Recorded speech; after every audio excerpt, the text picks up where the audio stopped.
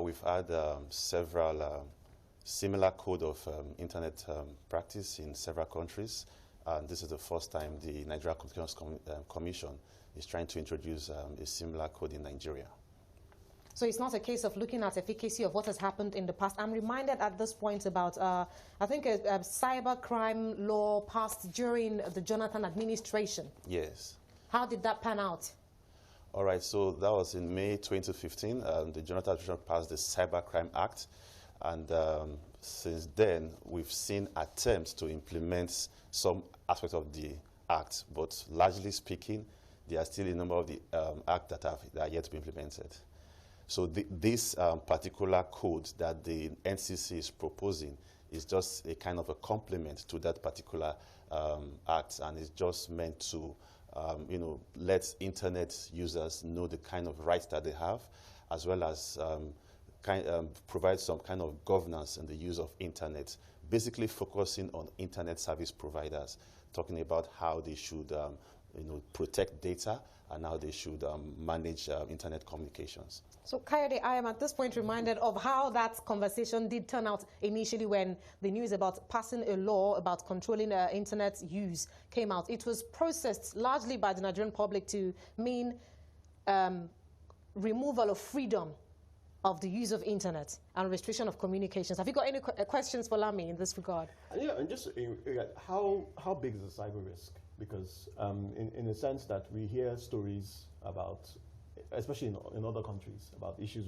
with cybersecurity and stuff. So do you think it's a big risk in Nigeria, and do you think this is going to try and address that risk? Because we're trying to move more towards online retail, because we're talking about Jumia and various issues, and people have, I know a lot of people who have problems with internet security, they don't trust it, not sure. Do you think this will help in that process? Yeah, cyber is a very big issue in Nigeria. The difference is that people are not reporting, they're not disclosing what they are going through. Although there are some regulations, especially in the Cybercrime Act, regarding the disclosure of such breaches or risk that people face. But because of enforcement, we are not seeing many of those things in the news. So a lot of things are happening currently. Many companies are suffering from cyber attacks. Many individuals are suffering from cyber attacks. Although some sectors are heavily attacked than some other sectors, like the FSI sector, that's the financial services industry, they are more attacked than the rest. But it's actually a prevalent issue right now. It's a big issue. People are losing money. And beyond losing money, there are other things people tend to use, like your data protection and the rest of it. So what the NCC is trying to do is just to take care of some aspects of cybercrime. So it's not going to take care of everything. And things that has to do with child abuse, contact online, things that has to do with you being notified, for instance, if your information has been, or your data has been breached, you should be notified within 72 hours.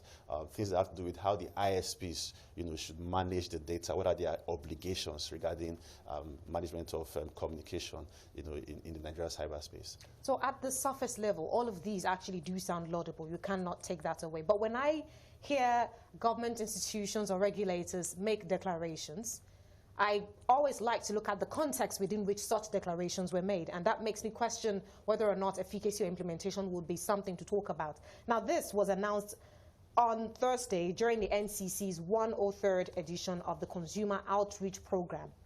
Now, the NCC Executive Chairman was not present. He was represented by the Deputy Director, Consumers Affairs Bureau, where this was announced. Does this in any way make you question implementation, or whether or not it was said on an occasion for an event, given antecedents? Okay, that's a good point. But if you look at this particular code, the NCC had actually been talking about it for about 9-10 months now, since about June, July last year, where they have issued the draft code. And what they're trying to do right now is to get key stakeholders to make input to the code, because before you publish source code, it's good for you to get feedback from the public and from the private sector. So I think it was mentioned in this particular instance, but before now, there have been some talks around it. But like you said, we've seen many times where we come out with such pronouncements, or we talk about the fact that we're trying to do something similar and we don't see it being followed through as far as implementation is concerned. And we are hoping that this time around, the NCC will take this very seriously.